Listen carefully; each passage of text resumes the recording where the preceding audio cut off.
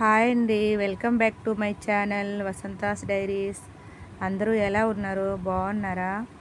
ఈరోజు ఒక మంచి రెసిపీతో మీ ముందుకు వచ్చేసా. పన్నీర్ ఆలు మసాలా కర్రీ సూపర్ టేస్టీగా వచ్చింది. చూడండి, రెసిపీ ఎలా చేయాలో చూపించేస్తా, చూసేయండి. ఇది నా స్టైల్లో చేస్తున్నా, చాలా సింపుల్గా. ఫస్ట్ స్టవ్ పై ఒక కడాయి పెట్టి మీడియం సైజు 2 ఆనియన్ కట్ చేసి వేసుకోవాలి. అలాగే వెల్లుల్లి రెబ్బలు కొన్ని, చిన్న అల్లం ముక్క, ఒక 2 టమాటాలు, 4-5 ఎండుమిరపకాయలు. ఇంకా అవి కొంచెం వేగాక కూర మంచి గ్రేవీగా రావాలంటే కొన్ని జీడిపప్పులు అలాగే కొత్తిమీర వేసుకొని బాగా అన్నీ మగ్గేంత వరకు ఫ్రై చేసుకోవాలి. చూడండి, ఇలా వీడియోలో చూపించే విధంగా ఫ్రై చేసుకొని చల్లారనిచ్చి మిక్సీ పట్టుకొని పేస్ట్లా చేసుకోవాలి.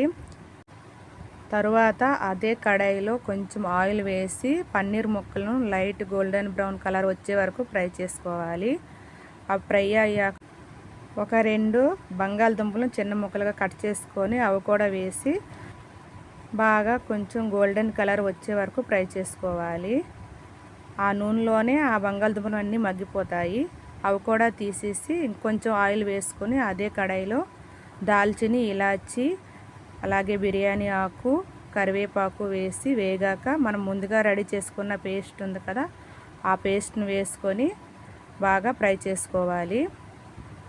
ఈ పేస్ట్ ఎంత బాగా కుక్ చేసుకుంటే మన కూరకి అంత టేస్ట్ వస్తుంది. పచ్చివాసన పోయే వరకు బాగా ఫ్రై చేసుకోవాలి.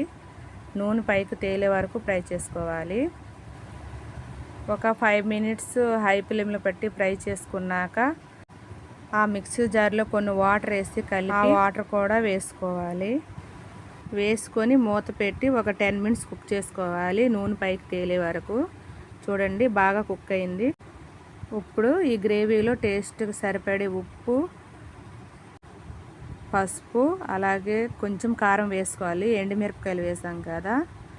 ఇంకా ధనియాల పౌడర్, జీరా పౌడర్, లాస్ట్లో కొంచెం గరం మసాలా అన్నీ వేసుకొని బాగా ఫ్రై చేసుకోవాలి.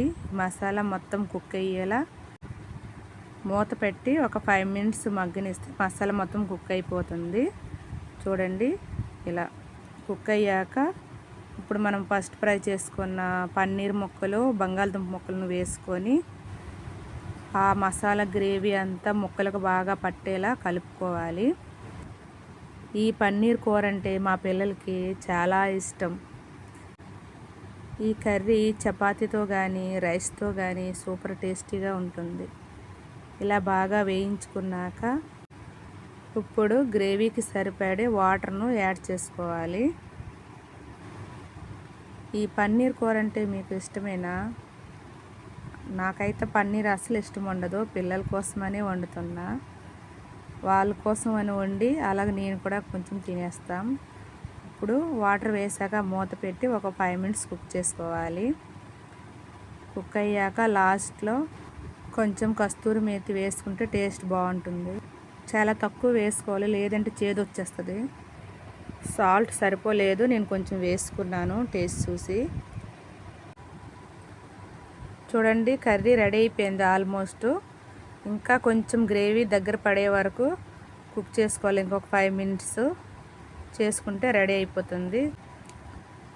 ఈ పన్నీర్ కర్రీ ఎప్పుడు చేసినా కానీ చాలా పర్ఫెక్ట్గా కుదురుతుంది. చూడండి, గ్రేవీ మొత్తం దగ్గరకు వచ్చేసి ఉడికిపోయింది. లాస్ట్లో కొంచెం కొత్తిమీర వేసుకొని కలుపుకుంటే కర్రీ సూపర్గా ఉంటుంది. ఈ కర్రీని వేడి వేడి అన్నంలో కానీ చపాతీలో కానీ వేసుకొని తింటే టేస్ట్ మాత్రం చాలా బాగుంటుంది. మీరు కూడా ట్రై చేయండి ఒకసారి. ఈ వీడియో మీకు నచ్చితే ఒక లైక్ చేయండి, అలాగే మన ఛానల్ను సబ్స్క్రైబ్ చేసుకోండి. చూడండి, ఇలా వేడివేడి అన్నంలో వేసుకొని తింటే సూపర్.